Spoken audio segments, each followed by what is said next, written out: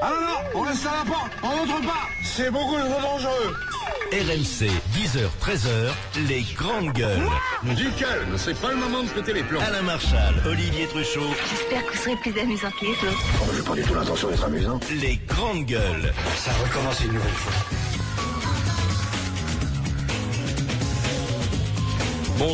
Bonjour à toutes et tous, c'est RMC, ce sont les GG, 10h, 13h comme tous les jours en direct. Bonjour Olivier Truchot. Bonjour Alain, bonjour les grandes gueules. Les grandes gueules aujourd'hui avec au cœur des GG bien sûr, retraite, une nouvelle grève annoncée le 23 septembre. Ça ce sera la grande journée d'action, de mobilisation.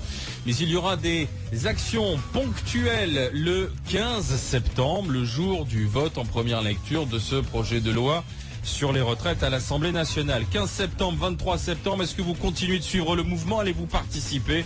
Et on fera le point sur la discussion et les avancées de Nicolas Sarkozy qui n'en sont pas pour les syndicats. Ce sera à 10h20 au cœur des grandes gueules avec vous bien sûr au 32-16. Dans les grandes gueules aujourd'hui, permettez-moi de saluer Sophie de Menton, chef d'entreprise à la tête du mouvement patronal éthique. Bonjour Sophie.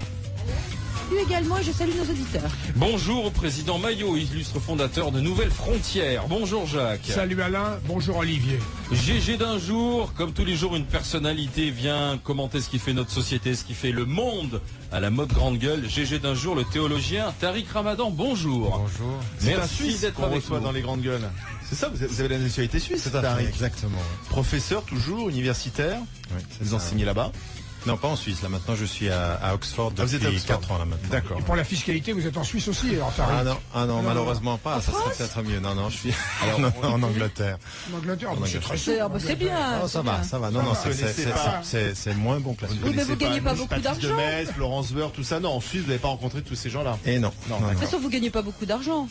Comme professeur d'université. Ah, tiens, combien vous gagnez Non, c'est moins, Tariq Ramadan. en Angleterre, beaucoup moins en Angleterre qu'en France. Suisse et comparativement à ce que ça aurait été aux États-Unis si j'avais été, Ah c'est oui. beaucoup moins. Ouais. Non, c'est. Et des États-Unis, vous pouvez pas y aller enseigner. Non, maintenant c'est fini, je peux y aller depuis une Tariq, c'est année, les combien? On portes est sont dans les ouvertes. grandes gueules quand même. Quelle est la rémunération? La en tant que prof, oui, à En tant que Oxford. prof.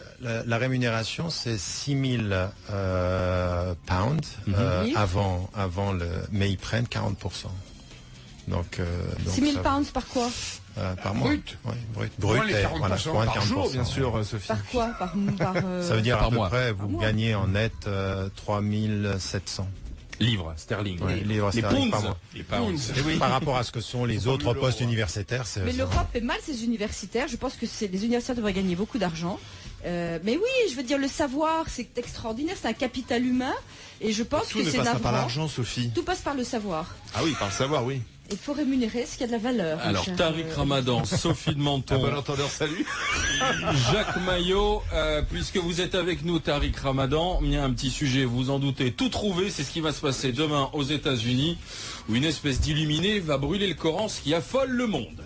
Je suis offensé quand il brûle notre drapeau. Je suis offensé quand il brûle la Bible. Nous pensons que le message que nous essayons de faire passer est important.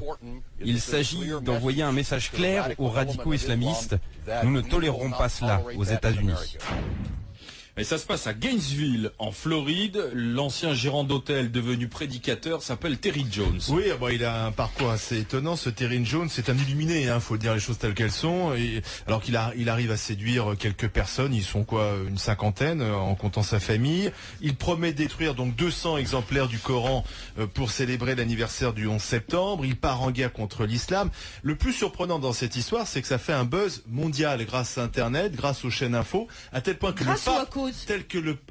à tel point que le pape a réagi. Angela Merkel a fait un communiqué hier. Le général en chef des troupes américaines en Afghanistan s'inquiète des retombées que pourrait avoir cette auto-da-fé sur place en Afghanistan avec peut-être des actes contre les soldats américains. Voilà, c'est-à-dire qu'on a un fou furieux qui dans son coin, parce que c'est vraiment un coin perdu de Floride, lance comme ça un appel à l'auto-da-fé et c'est relayé partout dans le monde. contre, moi, c'est le buzz médiatique qui m'interpelle dans cette histoire. Jacques, est-ce qu'il a fallu lui donner une telle tribune médiatique ou pas, ce monsieur?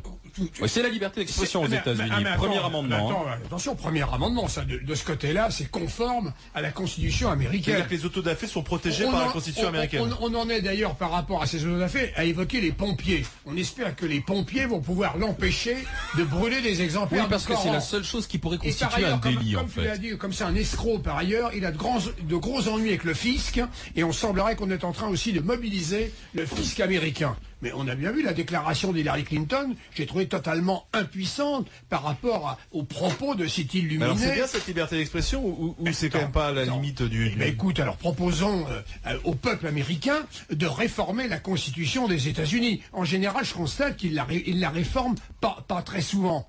Écoute, ça, je ne suis pas là pour m'ingérer par rapport à la Constitution, Mais ça traduit un sentiment anti-musulman aux États-Unis. Attends, je le condamne sans réserve. C'est un escroc, c'est un illuminé, c'est un fanatique, etc. Il est dangereux. Mais bien sûr qu'il est dangereux. Mais moi, personnellement, je suis très attaché à la liberté d'expression. Donc là-dessus... Donc il a le droit de brûler le Coran. C'est pas le problème, on parle de la liberté d'expression, c'est pas brûler le Coran. Bah si, là elle s'exprime comme ça. Je pense que quand même, tout va être fait, parce que aussi, il y a le président indonésien demande à Barack Obama, il y a quelques minutes, d'intervenir justement dans cette affaire pour ramener le calme. Il demande à Obama, les autorités américaines sont impuissantes.